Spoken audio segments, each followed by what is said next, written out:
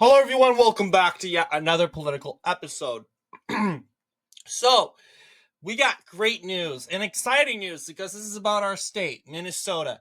And going on to that news, we have polls. A new poll from Survey USA suggesting that Joe Biden beats Trump by 2. It just keeps getting better for Donald Trump. You'll see in May of 2023, Joe Biden was defeating Trump by 4 points. 4 points. In October, a couple months later, same deal. Looks like that number dramatically shrinked in October. And this poll was taken before Israel Hamas. So we can say, hey, you know what? Biden's poll numbers were dropping in Minnesota, not because of Israel Hamas, but add Israel Hamas, the far left population in the Minneapolis-St. Paul metropolitan area, and of course the Somali population. That's going to ultimately increase. That's the theory, but we haven't saw any evidence of that. Joe Biden defeating Trump by 7 in a November 14th poll from Embold Research Minnesota Post. And then there is starting in January, these polls are in favor of Trump, but however, our Biden wins. We'll see here. These are hypothetical polls. You'll see even Ron DeSantis is close to winning Minnesota, but that is just one poll. But I got sidetracked. Excuse me. You'll see in 2024, on the 24th to the 29th, Survey USA released a poll suggesting that Donald Trump loses by 3. Survey USA says in February that Donald Trump loses by 4. And finally, in the poll that was just released a couple days ago, Survey USA suggesting that Donald Trump loses by 2. This is the best that Trump has done in polls, and I'm really hoping that we continue to perform, and then we can become like Maine, and we can officially win a poll. Can we win a poll in Minnesota? Absolutely, but we gotta win polls with an S. Polls. And most importantly, we gotta win all the polls, majority of polls. Was there a chance that winning all the polls will still win Minnesota? We'll still lose Minnesota? Absolutely. We'll still lose. We could still lose. It really depends on if people get out and vote or not. That's if the polls are showing if you are true to your word. So they will be renewing our Minnesota 2024 presidential prediction here. So we're going to go ahead, go to YAPMS, and we are going to go ahead and predict Minnesota results. Now, I am from Minnesota. I honestly know the demographics of Minnesota, where people lie in and all. So it's going to be interesting. So we got Trump and Biden. So I'm going to start off with pulling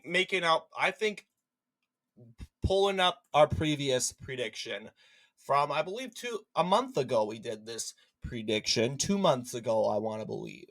So, because I might want to change it. Because I could definitely see some changes. But we got to remember, and RCP average, doing math in our recent. So this is a 4-point victory. Another 4-point, well, this is close enough, 4.5-point victory. And then there's I would say Biden wins by 3 in my prediction. So this is what it's going to look like as of right now. So I like to pull up previous election results because it does show demographically how people kind of are predicting, like, some sort of scenario. Like, for instance, take Keith Ellison, for instance. That guy was deemed too far left that he was going to lose. In the end, did he lose? He didn't lose, unfortunately, but he won by just 1 point, which is interesting. So we got 2024 United States. Nope, we are going to do Minnesota Attorney General. Because this comes to show that there's someone as so controversial as Keith Ellison can win. But hang on, guys. Keith Ellison is pro-Palestine. He's a Muslim, and not only that, he is also a self-proclaimed, I won't call him a self-proclaimed socialist, but he's aligning himself with, once again, the socialist ideology, pro-Bernie Sanders, and in the supports defunding the police. So that pretty much, according to our polls, was pretty much showing that, yeah, this was a campaign killer for the Ellison campaign. But Bernie Sanders going to Minnesota, campaigning for, as you know, Keith Ellison, proved and showed, as you know, that, you know what, Keith Ellison could win. And you got polls right here suggesting that Keith Ellison wins. So that's ultimately because people from the Minneapolis-St. Paul metropolitan area, pro-Palestinian population, once again, pro-Hamas and pro-Palestinian thing wasn't even going on, and they still came out because diversity, equity, and inclusion is the triumph here. We vote for Keith Ellison not because as you know, he's more far left. They're going to do that, and mainly it's going to be the far leftists that's going to ultimately determine the performance out over here. But you'll see there are also areas where, like Olmsted County and Clay County, they went to, as you know, they went to Keith Ellison. Why would a county in 26, a county like Clay County, which voted for Trump in 2016, vote for radical Keith Ellison? That's a good question. But once again, I guess it's because of the student vote, I would kind of say, because a lot of these, it isn't just over here. It's here, here, here, and of course here, Iron Range.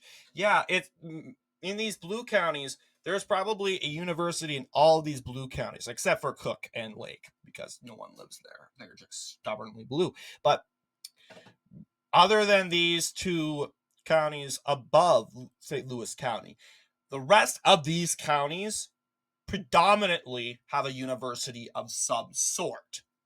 Now, this is the same result as the 2022 results. And I was thinking, well, of course, why wouldn't you think Washington County would flip? Guess what? I have news for you guys. Washington County almost flipped to Jim Schultz. Washington County went to Keith Ellison by a margin of 1.48%. And that was mainly, I would say, it's more of the dominant Muslim population. I wouldn't say all Muslims went out and voted for Ellison because it was Muslim. Okay, that's somewhat the case. But there are a lot of Muslims that don't like Keith Ellison's radical agenda. But let's just say the echo chamber is just so big statistically. But yeah, seeing how Washington County usually votes, I mean, it's definitely more moderate than Olmsted County now. And Olmsted County used to be very conservative historically. But yeah, this county voted for Biden by 9, which is actually pretty good compared to Dakota County, which ultimately voted for Biden by over 11 points. That's like St. Louis, but Dakota, that's actually pretty close. 5.70%. Olmsted, wow, 6.58%. St. Louis is stubborn, 13.80%. Yeah, you get what I'm saying for the margin of error, that margin. But yeah, it's kind of hard to say. These are the trends. But do I think, like Washington County, would Washington County go blue? I don't think it would. Well, I go red, excuse me. Would Washington County go red? I don't think it would. Why? Because even though it has a Muslim population, it doesn't have as much Muslims than Dakota, Hennepin, and Ramsey. And these three counties are stubbornly Democrat, thanks to Minneapolis and St. Paul. Washington County is more moderate, and that's because people are leaving, and more leftists are heading to Ramsey and Hennepin, and more people are leaving.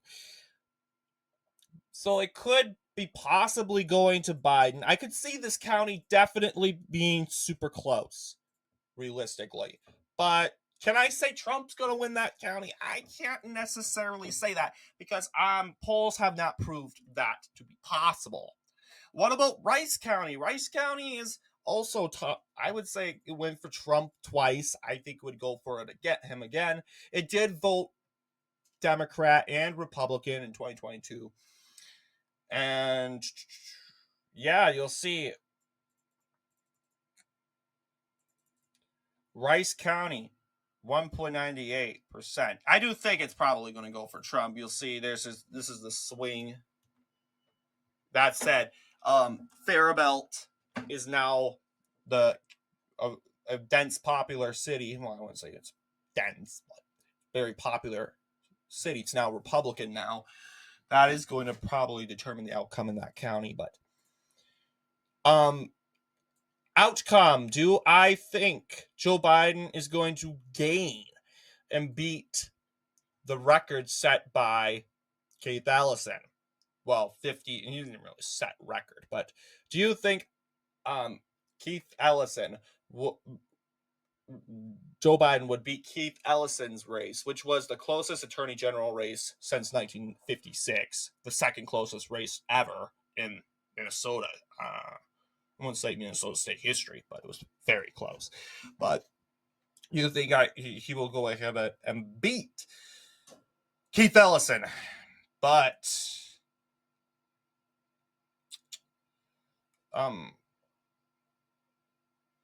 I would say he would gain a little bit more. But we can go ahead. Yeah. I think it's going to look like this simply because there are college communities. Yeah, you get Joe Biden losing Nicollet. Joe Biden, like college communities, like Blue Earth. I think overall, Blue Earth County does have a lot of college kids. That could determine the outcome in those counties. Winona County does have a university. Yeah, it would look like an alternative. Well, get rid of Carlton County. It would look like 2016.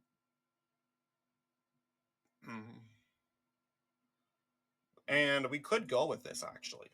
Let's see. Let's compare this to 2016 results, and I can make this a prediction because I definitely think college kids are going to stay home, especially in Blue Earth. That issue's not going to bring them to the polls. It's just not.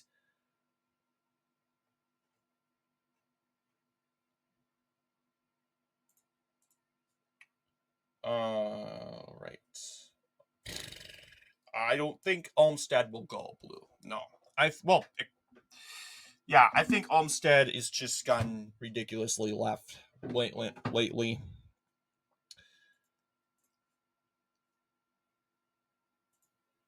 And this was a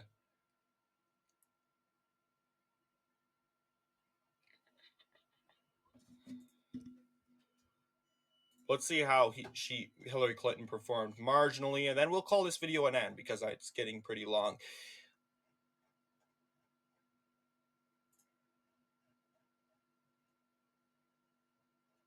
Okay, Hillary Clinton, 1.52. I don't think, in order for that to happen, Biden needs to carry Blue Earth. Biden needs to carry at least Clay. Biden needs to get away with Nicollet. I think this is probably going to continue to look like the results, but who knows? What do you guys think? Let me know down in the comments, and as always, I will see you all in the next political episode.